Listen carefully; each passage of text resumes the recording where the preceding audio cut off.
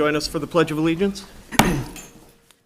I pledge allegiance to the flag of the United States of America and to the republic for which it stands, one nation, under God, indivisible, with liberty and justice for all. Thank you and welcome to the Attleboro School Committee meeting of Monday, December 9th, 2024. This is your notice that this meeting is being electronically recorded. The first item on our agenda tonight is an update from our Student Advisory Council, and for that I'll turn it over to Representative Lennox. All right, so I'm not sure if it's unfortunate, however, Zuri cannot be here tonight. She is participating in a world championship in Budapest. Excused. Excusable this time. But our students at Skills USA in the high school had participated in the Fall Leadership Conference from November 24th to 25th.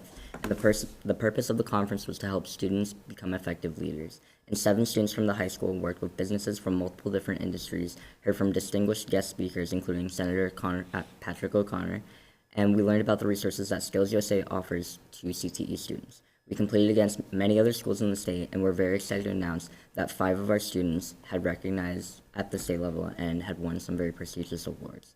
Those students are Fatima Noor, who won the Gold Leadership Award, Jananji Fomon, who won the Leadership Award, Jeremy Aguiar, who won the Leadership Award, Sophie Newman, who won the Leadership Award and the Personal Skills MVP Award, and then Casper Lennox, who won the Service Project Rising Star Award.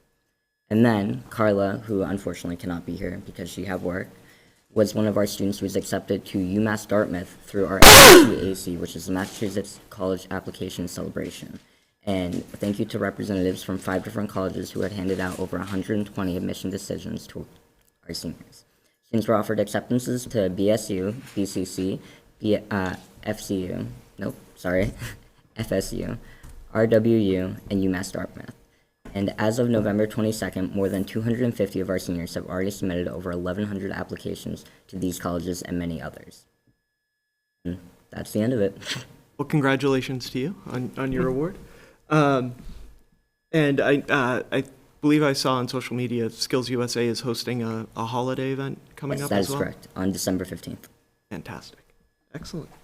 Any questions or comments? All right. Thank you. Next on the agenda is our superintendent's report, and for that I will turn it over to Superintendent Sawyer. Thank you, Chairman.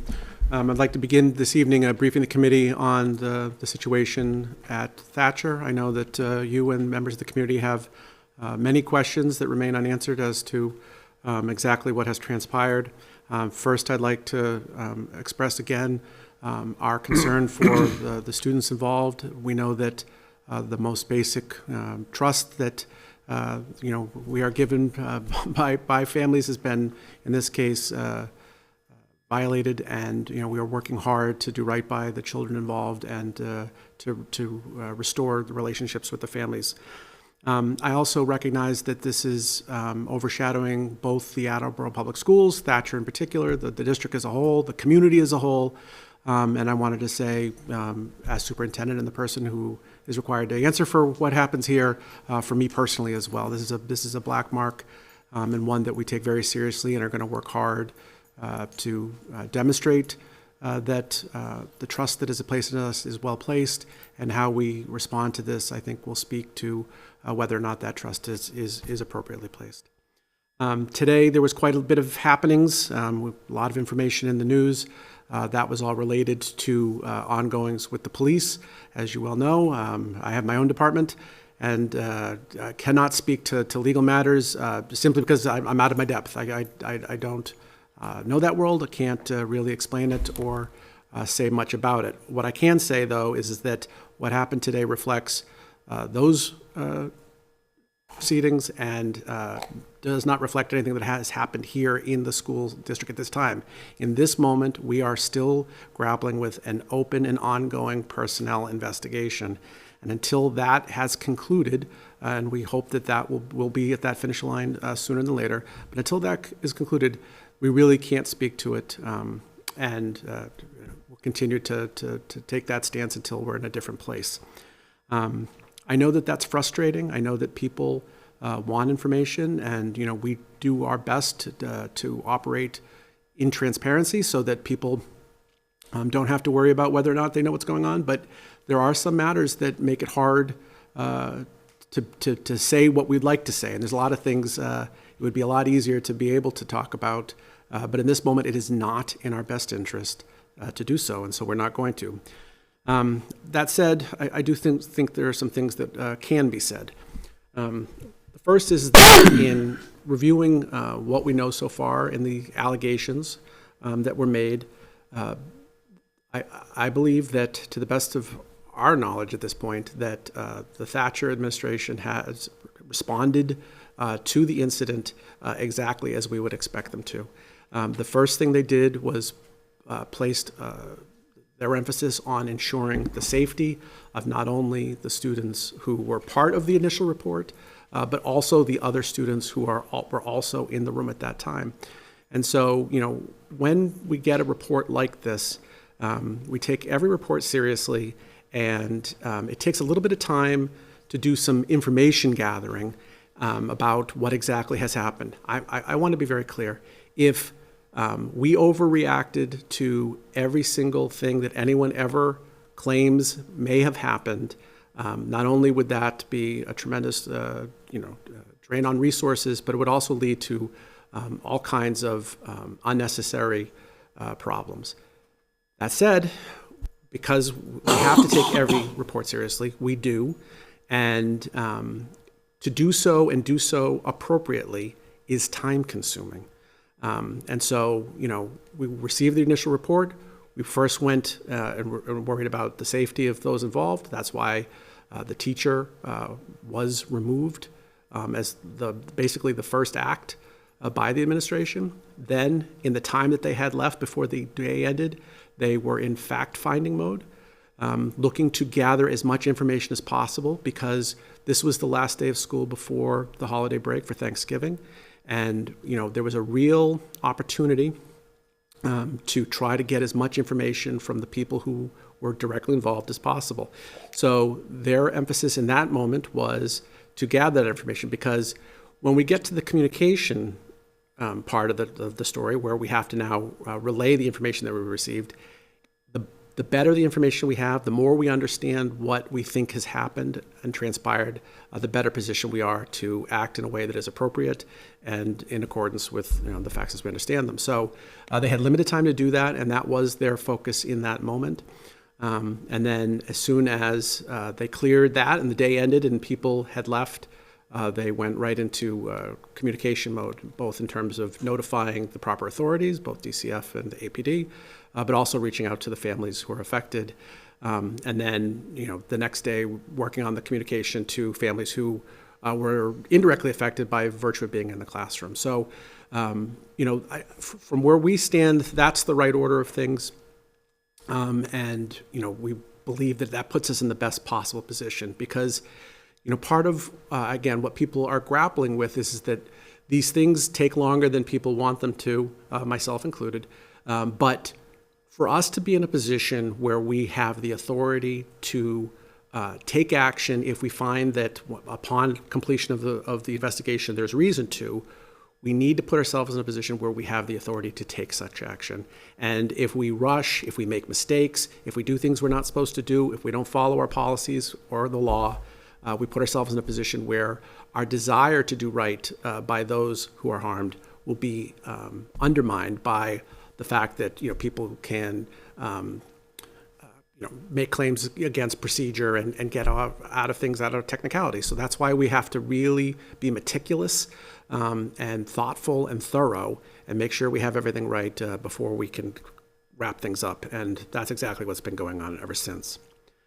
The final thing I wanted to say this evening is that I think another distinction that this whole episode prompts me to refer to is that I think there's a lack of understanding that the way that the laws are written in Massachusetts, right, discipline, and this both is in terms of students and staff, discipline occurs in schools and is conducted by the administration of the building. So that's why the principal is such an important figure and really wields quite a bit of power, because ultimately it's the principal who makes decisions about discipline regarding staff and students within the building. And then central office, in the case we're talking about me, the superintendent, I'm in a position where I would receive an appeal of discipline, right? And again, that's both for students and staff when an appeal is something that they're afforded based on either policy or law.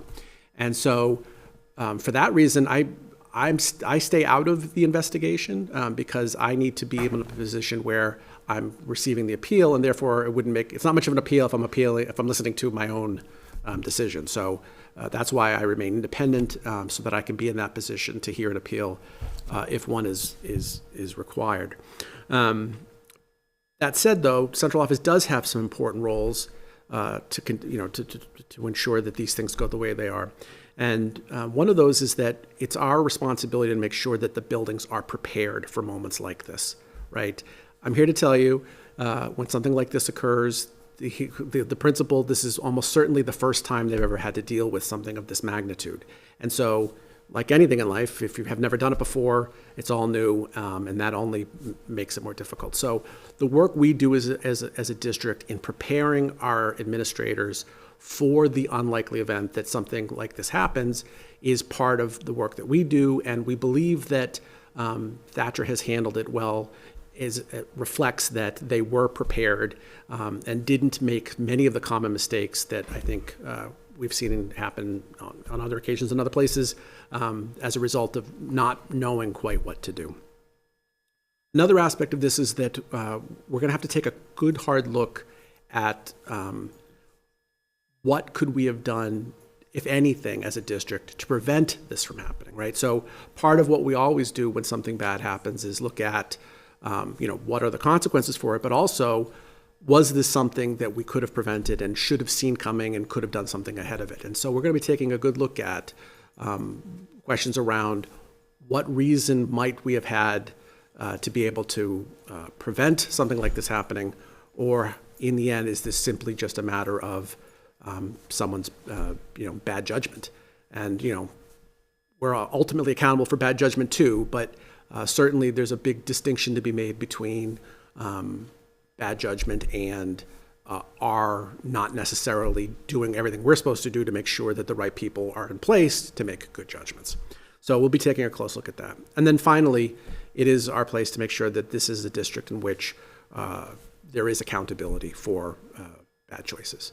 And so if we, in the end of the process, find that there's wrongdoing, then I think ultimately the community should be expecting that this is an organization that doesn't tolerate that, especially something as unacceptable as these allegations reflect. And we do a lot of work to ensure that we uphold the laws and follow the rules that we've set out. And I believe that the community can expect that they'll see that that's how this is concluded when we finally get there. Just from my standpoint, before I open it up to the committee, I want to again reiterate my appreciation to the building and central office administration for their fast response and action in relation to this, as fast as it can be, given all of the circumstances and all of the processes that are involved. I'll again push back on the narratives that have appeared on social media in relation to the school district trying to cover this up, not communicating with families, not taking any actions, or being apathetic about this type of alleged behavior. And that's nothing could be further from the truth. More importantly, I'll push back against some of the narratives that have said that this is an ongoing practice in the Attleboro Public Schools, or that this is something that's been tolerated in the past, or that this is representative of our schools as a district. And I'll again say that nothing could be further from the truth. Our schools have been known to be very caring, supportive environments for our students and their families. And I know that as a committee, our priority is that our schools stay that way. And I know that's a shared priority of the administration as well. The only question, well, actually, so I'll pause there and ask the committee if they have any comments or questions that they'd like to ask Mr. Storrs. Thank you, Mr. Chairman. Yeah, just, I understand this is a legal issue, so with that, I'm not going to delve into that, so I'm going to allow the process to work as it's supposed to. But I do want to say that from the chairperson and as well as from the administration, thank you very much for the communication. The communication has been very thorough and very constant, and I appreciate that side of it. So I just wanted to speak to that. Thank you both. Thank you, Mr. Storrs. And to that point, one other comment I wanted to make, Mr. Sawyer made reference to him serving as a level of appeal. If necessary, correct me if I'm wrong, the school committee could also serve as a level of appeal, which is part of why the communication from the administration and from myself was pretty consistent, but not as detailed as the report itself was. So. Any other questions or comments? Mr. Domenici. Thank you. My question goes a little bit differently because now that this is out there, now that this has become, news, which is, was bound to happen. It's unfortunate. We're not hiding from anything. So this is going to play out the way it is. But now I'm just looking at the school itself, not just the students in the room, but all students, not just the educators in that room, but all the special education educators and all the educators. And I'm hoping, because I'm sure the answer will be yes, that there will be some steps taken to communicate to the entirety of the school. The confidence levels could be shot, folks could be concerned, reputational damage. It's a good school. My kids went there. This is clearly unfortunate. It's clearly not what happens at Attleboro Public Schools as a standard practice. I would agree with our chairman 100%, but I hope that some steps will be taken as well to kind of have those communications with the entirety of the building, because now that this has become bigger news, that plays a lot with everybody there. So, Yeah, we have a lot of work to do, and as a district, I think we've demonstrated over and again that I think that the best way to deal with difficult things is to deal with them openly and straightforwardly and go right at them. So yeah, this is a thing that we're going to have to work with the administration to address with families and hear people's concerns and demonstrate to people that it's still a good school, because it is, like you said. But yeah, there's work to be done. But we need to conclude the investigation first, so that we can speak definitively about what the findings are, and not get ahead of that and then have things come up after the fact that then changes course and things like that. So we really need to wrap up the work on this so that we can get to repairing things. thank you. Mr. Bennett. Thank you. I really appreciate, I'll echo what's been said. I really appreciate the consistency of the communication. And I understand that there's no way that a full account is way premature to expect any full accounting of what has gone on or what happened. Everything is still ongoing, and I completely understand and respect that. I'll just add as a postscript to that both as an Attleboro citizen and as a member of the school of this committee, I know I would expect, and if necessary, will demand that when it is possible to do, when this is all done and the dust is settled, as full an accounting as possible be released, so that everybody knows, as many details as legally possible. I think that in a case like this, the more sunlight can be shined upon it, the more comfortable everybody will be with an understanding of the facts. And I only know what I just read what I've read in the paper, and besides the few things that have been communicated to us, which are just strictly as minimally factual as you're able to produce. I understand that too, but I know that I'm confident that the schools are in general doing the right thing, and I'm fully confident in this administration's sensible handling of what has got to be an extremely difficult and bad situation. So I'll thank you for that, and add that I will look forward to receiving as many details as are possible to be shared when that time is right. If you had a response, I apologize. Oh yeah, I mean, of course. What are you going to say, no? No, I mean, as I've already said, it would be, my preference would be able to share more than I can. And when we can share more, I look forward to being able to clear the air and say what can be said. Thank you. Mr. Domenici? Yeah, I did have one more question, and because Thatcher is, well, Thatcher handles a lot of special ed programs specifically because of the building, its structure, the staff that we have there. While most buildings, I think the administration within the building does, has the oversight over the hiring practices, do we have any additional layers when it comes to some of these particular programs because they may happen to be at one school or another? In other words, is it just the local administration that takes part in the hiring practice of, the folks that are in the rooms, or does that also roll up to central administration? It depends on the position. A lot of the staff that are hired in a given building are hired by the building administration, but it is not uncommon for there to be participation from the special ed department, especially where it's appropriate or needed. But it's a case by case thing. Okay. Thank you. Any other questions or comments? Thank you. Okay, then at this time, I'd like to call up Principal Campbell for an update on our NEASC accreditation visit that occurred last week. Thank you, Superintendent Sawyer. I just wanted to let the committee know that we did have a two-day visit from the New England Accredited of Colleges and High Schools. They were here last Tuesday and Wednesday. Thank you, Mr. Larson, for joining us in one of the focus groups. Happy to. The first day, the 7-member team that came to spend the day did have 130 different individuals from our high school, both students and staff, as well as community members and family members.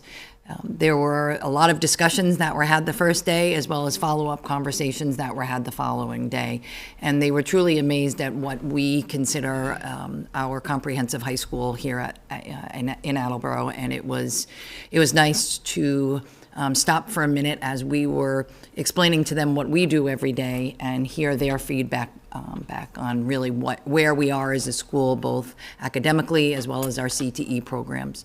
We'll be receiving the first draft of the written report within a couple weeks, and we will share that with central office as well as with the committee, and that will give us a 10-year projection of goals and priority areas. That will be focusing predominantly on curriculum assessment and data analysis. But again, it was really nice to hear from this group that spends a majority of their careers in different high schools throughout New England, for them to be just truly amazed at what we're doing here at Attleboro High School. So I wanted to let the committee know that visit is complete. Any questions or comments? Mr. Larson? I'll comment on the round table that I sat in on, and the two people that ran it. It was interesting, it was myself and the other two family representatives. I mean, to us, a comprehensive high school is it's a normal thing. It's what we've always had. The two people interviewing us, one came from a straight vocational school and one came from a school district that did not have vocational at all. So, we are like on 3 different planets, having conversations about what goes on. Because they're saying, well, in this building, you can do all this, in this building, you do all that. And it's like, well, here we do both. We do, do it all. So it was interesting to listen to their interaction and also with the other parents. And then just kind of, you start to realize what a special place we have here in Attleboro. And I think the community should be very proud of what they have, because it really is truly the best of both worlds. Thank you, Mr. Larson. One of the feedback that sessions that we discussed the second day was really how impressed they were with our students on how proud they are to come to school and that this is their school and the opportunities that they have. So it was very clear the students' lens of how they feel about being a part of our school community and what's been gifted them. So I think that is a testament to our community on the value of education, not just this building, but as I continue to say, what goes on within the walls of this amazing building. Awesome. Mr. Storrs? Yeah, just a quick question. I mean, so when we're talking about a public school that has as many programs, is it 19? I'm 19, we're at 19, I'm chapter starting to lose track 74. of this. Yeah, no. Right, and counting, right. where would be the closest school district, public, that would have what we have? I think it would, maybe Durfee Okay. has, I think they may have 12, but I would say Durfee's close with, in theory, what we have. Okay. But right now, I do believe we're the biggest in Massachusetts Okay. with our 19. And ultimately, having a high level of CTE programs like we do, what, handful of schools, right? Public Correct. schools? Yeah. Correct, yes. Typical, maybe 5 or 6. That's what I would guess. All right, Yes. thank you. Yep. Any other questions or comments? Thank you, Principal Campbell. Thank you. Okay, at this time, I'm going to turn it over to Ms. Regan, who's going to give you an update on strategic planning. Thank you, Superintendent Sawyer. So tonight, we just wanted to provide you with a brief update of where we are in this process. We recognize that strategic planning is an opportunity for us to collaboratively craft and design long-range goals and plans that are used to help us in our decision-making process and all of the action steps that we need to take along the way.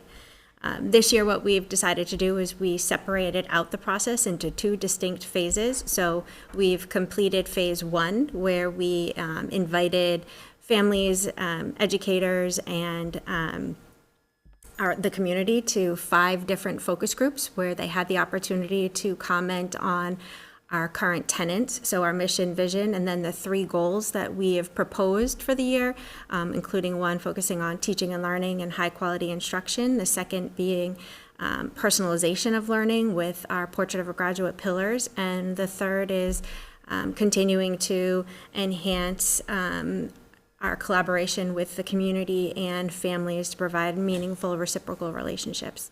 And so we completed phase 1, and so now we are in the process. We've scheduled dates for phase 2, which will be held from January through March. If there are any individuals that would like to participate on this, we have created a landing page on our website, and so this QR code actually brings you to the landing page on our website, which is under strategic planning. And on that page, you'll see the PowerPoint presentation from the focus groups that outlines the information that I presented about the current tenets and the goals. And it also provides a Google form where individuals can complete the form to let us know that they'd like to participate in phase 2, where they have the opportunity to engage in providing us feedback on each of the different components of the new plan. So if anyone would like to join us, we'd ask that they complete that form before we leave for the holiday break, and then I'll be sending out formal communication to families that are interested after that. We'll be sending out communication through the principals later this week, inviting anyone who'd like to participate in phase 2 to complete that form. Any question, Mr. Storrs? Just a real quick thing.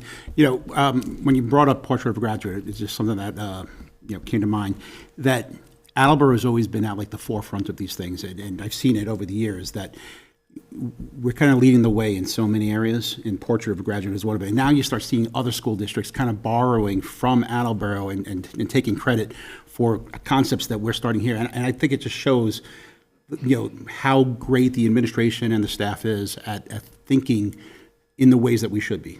How can we personalize education? How can we put the focus on the students? So I think it says a lot about what's happening here in Attleboro, and I wanted to say that.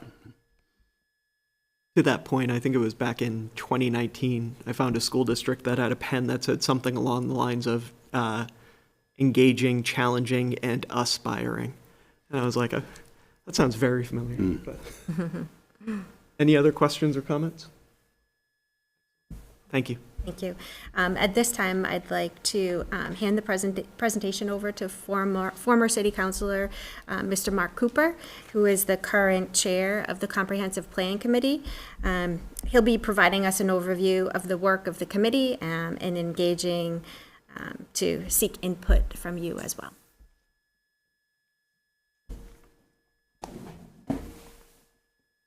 Thank you.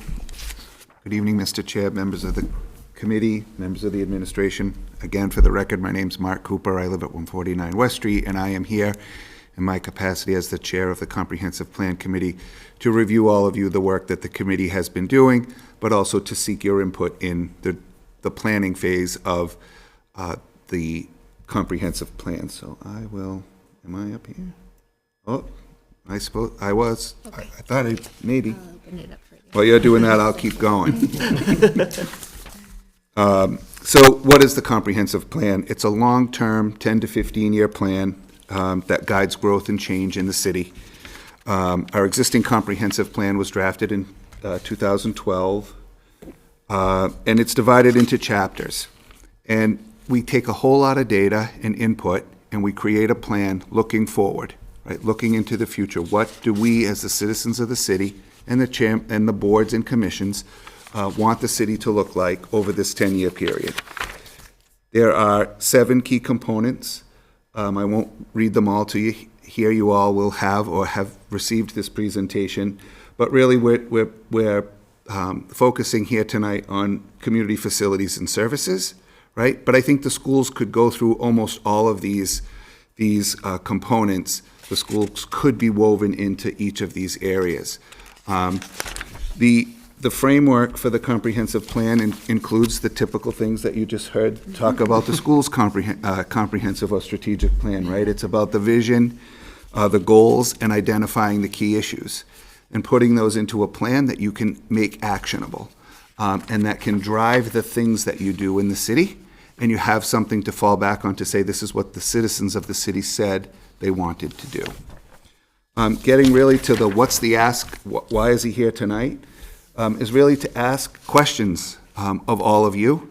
I'll send a Google Doc link to Mr. Geddes. He can share that with this group. And these are the questions we're going to be asking.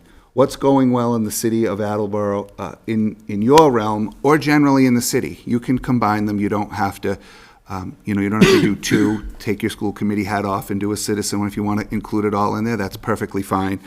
What would you most want to change over the next 10 years? What would you want to preserve or keep substantially as it is today? Are there particular ideas or initiatives that your group would like to play a lead or supporting role in over the next 10 years? And are there things Attleboro could or should be doing in partnership with other communities in the region? In addition to these questions, we've also posted a survey that I'll send to the chair as well, that is open until the end of this month. So any of your constituents out there, please share. It's posted on AACS as well. But the more input we get, the more information we can collate and put together into a comprehensive plan to ensure the success of the city going forward. So that's it for me. I'll gladly take questions from the group, but I will get those 2 things to you when I get home. The presentation and the QR code that you had previously sent were shared with the committee's Perfect. packet for the meeting. Excellent. So I'll share the Google Doc with you when I get home to circulate, and then you can send those to me, and I will send them to the consultant that the city's working with. Would anyone like to provide any feedback? Mr. Larson? This question. When I was looking at it and looking at it from a couple different points of view, over the next 10 or 15 years, will the group be looking at all the city-owned buildings?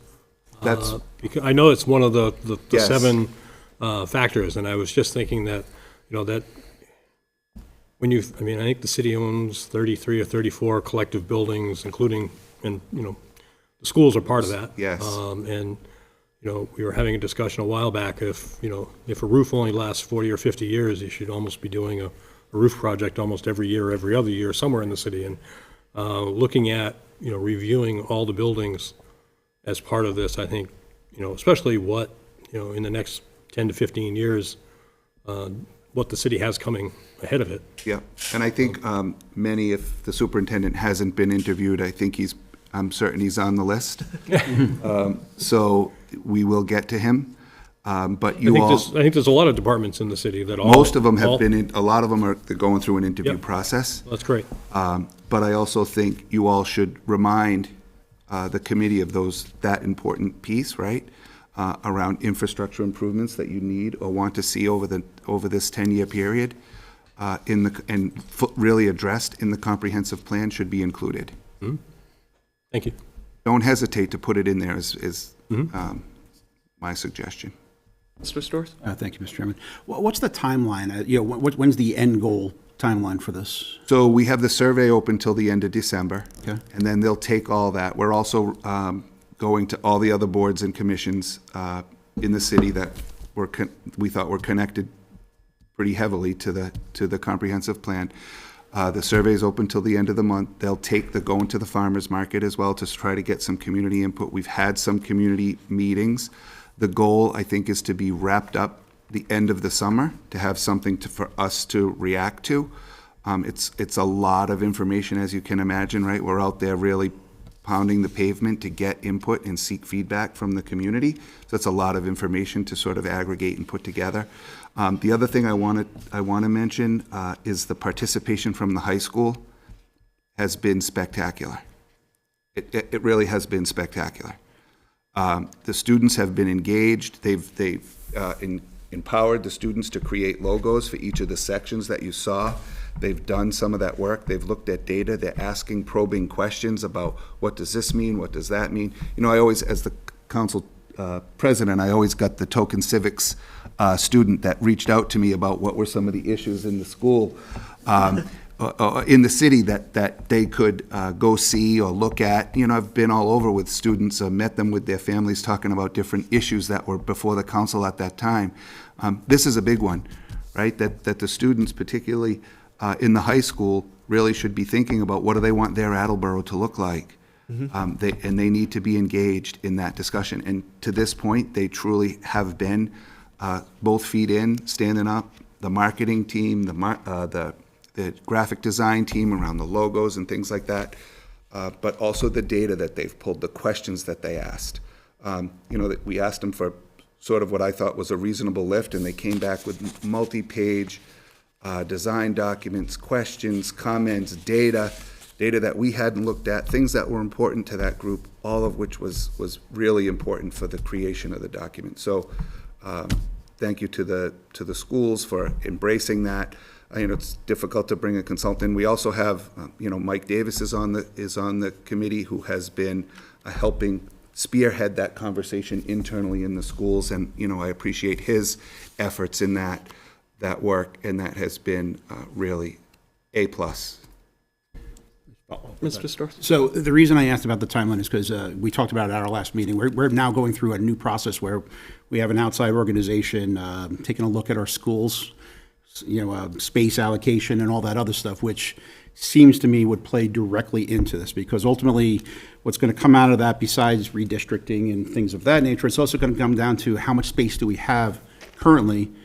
And that's where I always am concerned. I always think forward and say, okay, we're putting in 100 houses over there and another community over here, and that may not affect us next year or 5 years from now, but you know, 5, 10, 15, and all of a sudden there's a whole bunch of families in there, and we have an extra 100, 200 kids.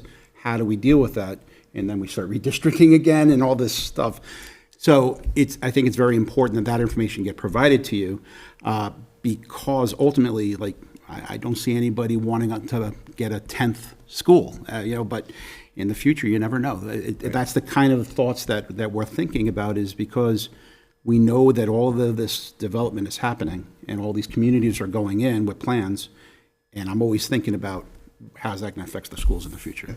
I appreciate that too, Jim, and so I think making sure that that's in, you know, some notes about that are included in your responses to the document, I think are critically important to make sure that gets called out, even if you don't have the particulars, right? Even if it's pending, just say that it's pending, and when you get to that point in thinking about the schools, you should come back and look at the document. Yep, definitely. Mr. Frappier? It might be trivial in the grand scheme of things, but the logo on the front page with the Attleboro Comprehensive Plan, were those landmarks, was that one of the high school student graphics? No, that was one that was not. Okay. But I'll come back and I'll send to you all the ones that were. This one was crafted with input from the committee around particular landmarks and things that were in the city. So each one of these elements of the logo is something of the city. That was going to be my follow-up. I was curious if a student had chosen those landmarks, but it sounds like the committee No, did. the students are doing the ones for each of the key components in the chapters. That's what their assignment was. I want to say, I think it's a very good representation of what Attleboro is in a few different aspects. I think that You know, the only thing we're missing is jewelry, but that, you know. Oh, we it's don't see- there, it's there. Is It's it? the, Oh, it's the links diamond around and the blue gem in the Clever. middle, is there. I think those three things are nice throughout the city. I just thought it was really representative, and I like Yeah, that. we tried to put the things that were up and coming in the front, right? Jewelry was where we sort of were, but it's important, right? It's sort of the foundation of how we started. But putting things like the trains and the green is the river and the gold is the necklace, walking paths connecting the city. So each of the elements of the logo has a particular and specific meaning, and was really thoughtful about putting the logo together. And then we talked about how do we engage the students to design the logo for each of the chapters of the plan.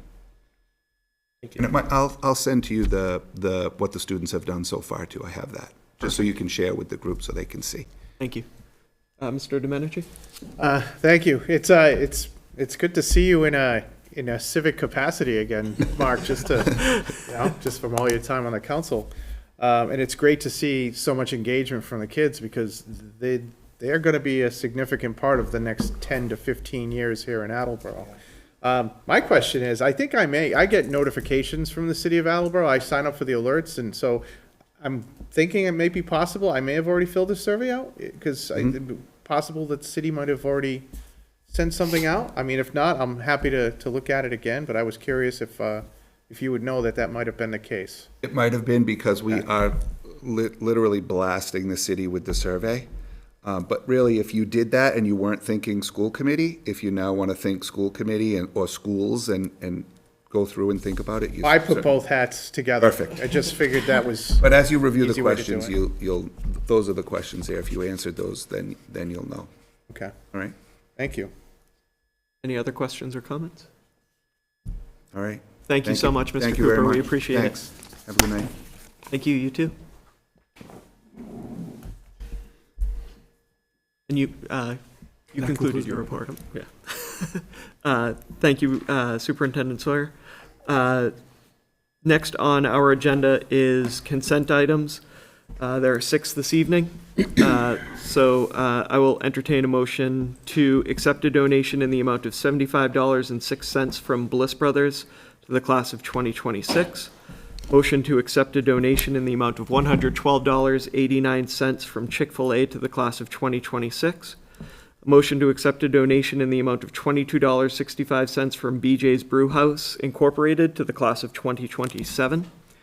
Motion to accept a contractual obligation in the amount of $98.25 from Planet Aid as broken down in the check receipt dated November 15th, 2024. Motion to accept a donation of $5,000 from the Feinstein Foundation for the Early Learning Center at Thatcher for their gifts and donations line. And motion to accept a donation of $1,796.97 from the Thatcher PTO to the Early Learning Center to purchase iPads and communication apps for their speech development. So moved. Second. Any questions, comments related to any of these items? Seeing none, all those in favor? Aye. Opposed? Motion passes unanimously. Subcommittee updates. First will be, I'll turn it over to Subcommittee Chair Storrs for the report on the November 25th meeting. Thank you, Mr. Chairman.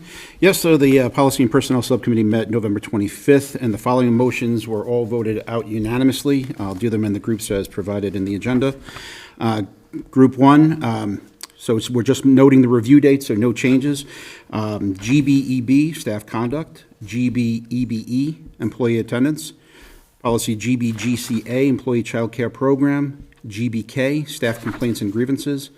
GCIA, philosophy of staff development. GCJ, professional teacher status. GCO, evaluation of staff. GCQF, suspension and dismissal of professional staff members. Does anybody want me to take any of those separately? Seeing none, I'll put those right up for discussion. Any discussion on any of these policies? I'm noting the review date. So all those in favor? Aye. Any opposed or abstained? Good. Okay, so we'll note the review date for all of those. Next section is, again, unanimously sent out of the committee to approve the edits to align with the mask policies. That's what we're always trying to do, is align with mask. GBEC, drug-free workplace policy. GBED, tobacco use on school property by staff members. GBGB, staff personal security and safety. GBGF, family and medical leave. GBI, staff participation in political activities. GBJ, personnel records. GCA, personal staff positions. GCBB, employment of principals. GCBC, staff supplementary plans. GCE, professional staff recruiting, posting of vacancies, and GCK, professional staff assignments and transfers. Again, is there any that anybody would like me to take up separately? Seeing none, I'll put those up for discussion. Any discussion? Seeing none. All those in favor? Aye. Any opposed? Abstain? Okay. Next section. Did we have an abstain? We had an abstain? Did we? No. No, I'm sorry. You went quick, I was saying aye to that. No, I'm sorry. Okay, sorry. The next section, motion to approve minor edits as presented to the policies that align with Attleboro's policies and procedures as presented. So again, just a quick note, these four policies, they're not exactly what MASC has. They are more aligned with what we do here and what works for us. So we're just making some minor edits as provided in the packet. GBA, equal employment opportunity. GCBA, employee salary schedules. GCF, professional staff hiring. And GCG, substitute professional staff employment. Does anybody want me to take up any of those separately? Seeing none, I'll put those up for discussion. Any discussion? Yes. I just want to chime in really quick on these because before I was on school committee and I would watch these meetings or come to the meetings and hear what sounds like a barrage of alphabet soup and a lot of things that don't mean anything.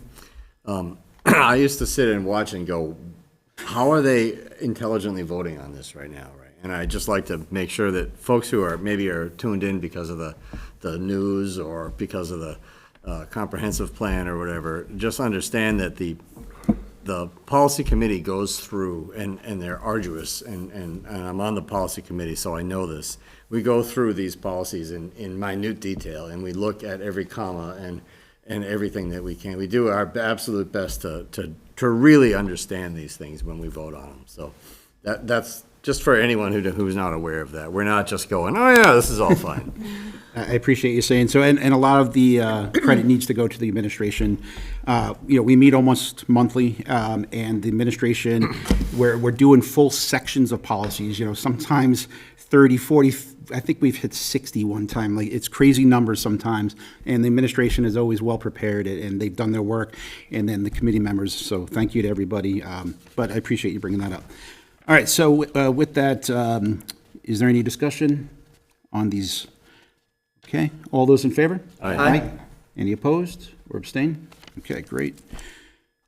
Next one is, it's a motion we're looking to remove Exhibit GCGCA E1, Employee Child Care Program. That's more of a procedural, and we've been working to try to remove procedural things from the policy binder in the form of exhibits. So put that out for discussion. Any discussion?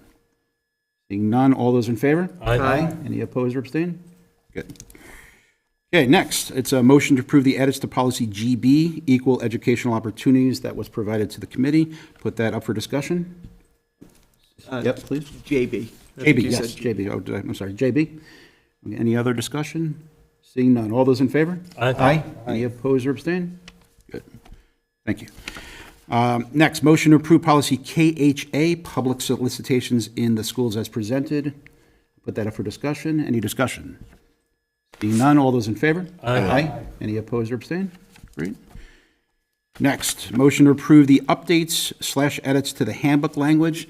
A lot of this is legal related. The laws are always changing, and we're always having to update our handbook information to ensure that we're aligned with the legal requirements. And again, the edits to the handbook language has been provided to the members, so I'll put that up to discussion. Is there any discussion?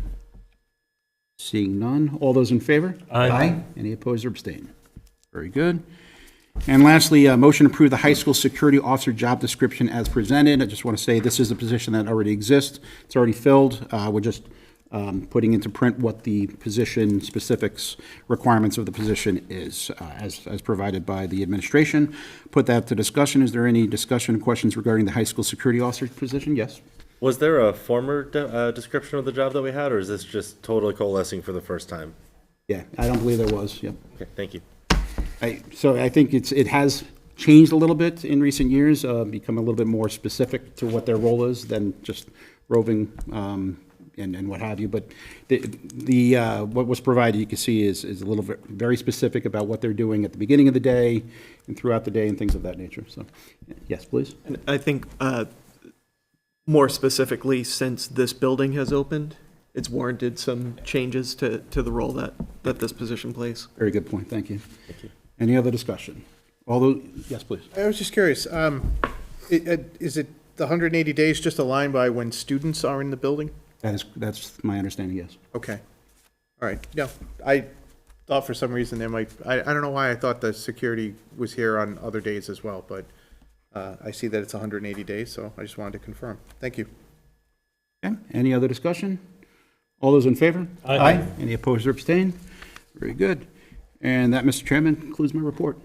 Thank you, Mr. Storrs. Next is an update from our Finance and Budget Subcommittee from December 4th. For that, I'll turn it over to Subcommittee Chair Larson. Thank you, Mr. Chairman. So Budget and Finance Subcommittee met December 4th. We reviewed the monthly budgets with the administration, and at this point in the year, we're doing pretty well. So we started reviewing the FY26 budget. There's certainly some challenges in there. There's some relief also because we've obviously increased quite a number of students over the prior year, so that'll certainly help us from a funding point of view. We also have some rather significant increases in next year's budget for both health insurance and in special ed that we're going to have to address. But at this time, and you'll see at our next meeting, we'll be able to bring forward with a level-funded budget, a level service budget that we should be able to operate within. There'll be obviously more to come on that. There is one motion to come forward, and then I want to give an update on the redistricting. So we'll do the motion first. Entertain a motion to send to the municipal council for approval of a prior year invoice in the amount of $45. So moved. Second. Everyone was provided backup information on this. If anyone has any questions, seeing none. All in favor? Aye.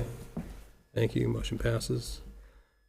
So as we discussed at great length last time we met, the district is going forward with a redistricting plan, and it's very exciting because we're already off and running.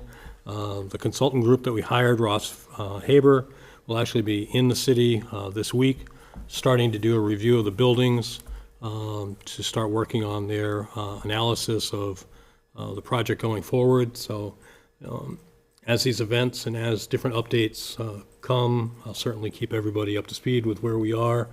But it is very encouraging that we're engaged with them since our last meeting, and that they will be in the city this week to start their review of the buildings. And just to recap, that's the first step in what will be a multi-step process, obviously, to identify the capacity of the different buildings, make sure that we're using the buildings properly, or make recommendations to any changes that they think could help us and benefit us, and then ultimately coming up with a recommended capacity for each one of the buildings, and then we'll be able to take a look at where all the students currently live in the elementary schools and middle schools, and see if there are some things that we can do to streamline the schools that people go to. I'm going to continue to reiterate for the next 6 months, this will impact families. There are going to be families that are going to be impacted by this, and when I say that, there are people that are going to be moving from one school to another. I cannot imagine that they come in and just bless everything, because we know we have issues where we're moving students from one side of town to the other because that's where the seat happened to be when they moved in. So there are certainly things that are going to be disruptive to some people's lives. We're going to do everything we can to possibly minimize that. But I want to start warming everybody up over the next 6 months that there will be issues. We will keep everybody as appraised as we possibly can. The biggest impact, obviously, will be in the March, April, May timetable when we start laying this out to the public with the recommendations and coming forward with a plan to start the next school year with. So Other than that, if there's any questions, I'd be happy to answer them. That's the end of my report, Mr. Chairman. Thank you, Mr. Larson. Next on the agenda is open forum. Is there anyone here that would like to address the committee as part of open forum? Seeing none, I will close open forum. Not too much the rest of the December for the school committee. As a reminder to families, the last day of school before the holiday break is Friday, December 20th. So there will be no school starting Monday, December 23rd and carrying through New Year's Day. Thursday, January 2nd is our first day back to school. That night, we will also have a finance and budget subcommittee meeting here in the Zito conference room. Monday, January 6th, the school committee and the municipal council will hold a joint meeting related to the Attleboro Public Schools budget. That will be in the Bray Auditorium. And then January 13th is, Monday, January 13th is the next full school committee meeting here in the Zito conference room. Any other updates, new business, or announcements for the committee, Mr. Domenici? Thank you. Just a couple of quick announcements. This Thursday, the Attleboro concert band will be putting on their winter concert performance. I believe it's at 7 o'clock in the Bray Auditorium. And I'm always thankful, Mr. Furtado, for our love of the arts and flexibility. Roundabout Productions, which operates out of Coelho Middle School, has their current holiday show, It's a Wonderful Life, as done through the lens of 1940s radio show. So they opened last weekend, and this coming weekend they have performances on Friday, Saturday night, and Sunday afternoon. So I always like it when we can truly say that these buildings do belong to the city, and it's great to see that theater and arts are live and well here. And I believe that the winter concert is middle schools also. Yeah, the middle school winter concerts are the 16th, 17th, and 18th. Thank you. Week. Yep. Thank you. No, thank you for mentioning those. Any other announcements? Excellent. So before I entertain a motion to adjourn, I want to wish everyone a very happy holiday season. Thank you for a great 2024, although it's not ending as well as we all would have liked. On the whole, very grateful to all of you. So happy holidays to you and your families. So, with that, I'll entertain a motion to adjourn. So moved. Second. All those in favor? Aye. Opposed? Motion passes. Have a great night.